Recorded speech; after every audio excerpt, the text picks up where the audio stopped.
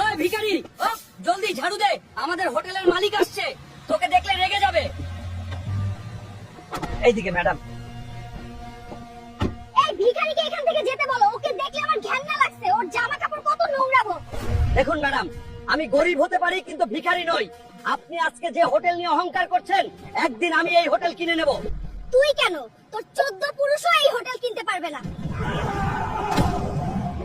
আল্লাহ, আপনি আমাকে কেন গরিব বানালেন?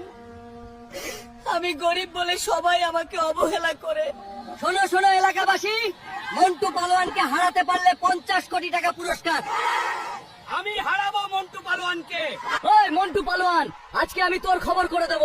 তবে আয় দেখি কে কার খবর করে।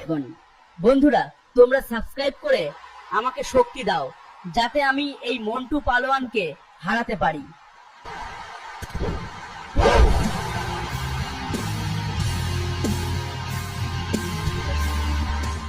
তুমি বলেছিলে আমার 14 পুরুষের কেউ এই হোটেলের মালিক হতে পারবে না। দেখো, আজ থেকে আমি এই হোটেলের মালিক, তুমি এক্ষুনি বের হয়ে যাও। বন্ধুরা, ভিডিওটি তোমাদের কেমন লেগেছে অবশ্যই একটি কমেন্ট করে জানাও। ইউটিউবে সাবস্ক্রাইব করো আর ফেসবুক টিকটকে হলে ফলো দাও। ভালো থেকো তোমরা।